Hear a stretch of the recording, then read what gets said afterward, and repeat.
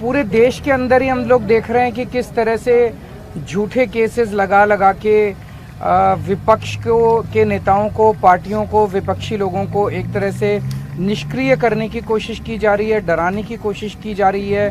कई लोगों को तोड़ तोड़ के बीजेपी अपनी पार्टी में शामिल कर रही है। ये जनतंत्र के लिए अच्छा नहीं है। एक तो ये है। दूसरी बड़ी बात जो मैं देख रहा हूँ वो ये कि केवल नेताओं को, विपक्षी नेताओं को टारगेट नहीं किया जा रहा, देश भर में बिजनेसमैन को भी बहुत बुरी तरह से टारगेट किया जा रहा। आज बड़ा दुख होता है कि पिछले 5-7 साल के अंदर लगभग 12-13 लाख हाई नेटवर्थ इंडिविजुअल्स का मतलब जो बहुत अमीर लोग थे, जो देश में इन्वेस्टमेंट करते थे, जो इंडस्ट्री चलाते थे, जो बड़े बड़े व्यापार चलाते थे, हज़ारों लाखों लोगों को रोज़गार देते थे, उन्होंने भारत की नागरिकता छोड़ के विदेशी नागरिकता ले ली है। वो भारत छोड़ के चले गए हैं, अपने बिजनेस यहाँ पे बंद कर दिए हैं। उनके पीछे भी ईडी छोड़ रखी है, उनके पीछे इनकम टैक्स छोड़ रखा है, सीबीआई छोड़ रखी है।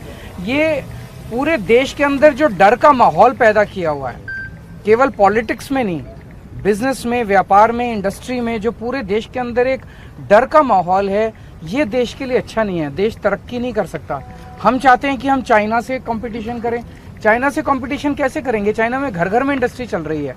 हमारे यहाँ तो जो बड़ी बड़ी इंडस्ट्री है उनको ही नहीं चलने दे रहे, उनको सबको बंद करते जा रहे हैं। सबके पीछे एजेंसी छोड़ रखी है। ऐसे एजेंसी का गेम खेल के देश तरक्की थोड़ी करेगा। हमें तो वो सारे स्टेप्स उठाने हैं जिससे बिजनेस खूब तरक्की करे, व्यापार खूब तरक्की करे, इंडस्ट्री खूब तरक्की करे। भय का माहौल खत्म होना चाहिए, तभी तो देश आगे बढ़ेगा। जब राहुल गांधी की जब सदस्यता गई आपने खुलकर सपोर्ट किया, लेकिन जो संजय सिंह के मामले में कांग्रेस जो है शर्तों के साथ ना करे, क्या फर्क पड़ता। देखिए पूरा का पूरा इन्होंने हमारी इतनी जांच करा ली, कुछ निकला। बस घोटाला बोले, बस घोटाला हो गया, कुछ नहीं निकला उसमें, सारी जांच करा ली। बोले स्कूल के क्लासरूम बनाने में घोटाला कर दिया, सारी जांच करा ली, उसमें कुछ निकला। फिर बोले बिजली का घोटाला हो गया, इतने 1000 करोड़ रुपए का, उसमें कुछ नहीं निकला। फिर बोले सड़कों के बनाने में घोटाला हो गया, उसमें कुछ नहीं निकला। पानी का घोटाला हो गया, उसमें कुछ नहीं। अब ये धीरे धीरे पता चल रहा है, कल सुप्रीम कोर्ट की सुनवाई आप सब लोगों ने सुनी, कि ये पूरा शराब घोटाला भी फर्जी है। मैं तो शुरू से ही कह रहा था कि एक पैसे का कोई लेन देन नहीं हुआ। जज कल बार बार पूछते रहे, कोई तो दिखाओ, एक पैसा तो दिखाओ, कहीं सबूत तो दिए। एक सबूत नहीं है इनके पास, एक सबूत नहीं है। तो पूरा का पूरा शराब घोटाला फर्जी है। थोड़े दिन के अंदर ये शराब घोटाला बंद हो जाएगा, एक और ले आएंगे।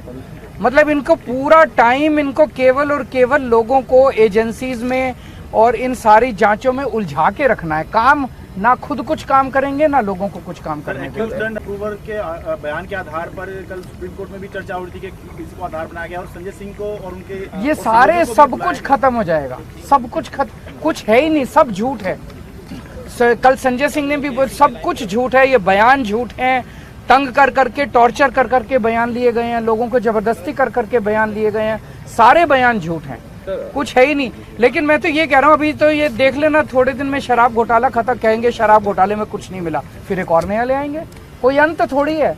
नीयत खराब है इन लोगों की, काम करने नहीं देना चाहते। दिल्ली में इतने काम हो रहे हैं, आप भी काम करो ना।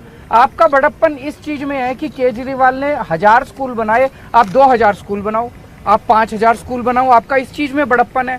अगर हमने इतने मोहल्ला क्लिनिक बनाए, आप उससे 3 गुना बनाओ, इसमें बड़प्पन है।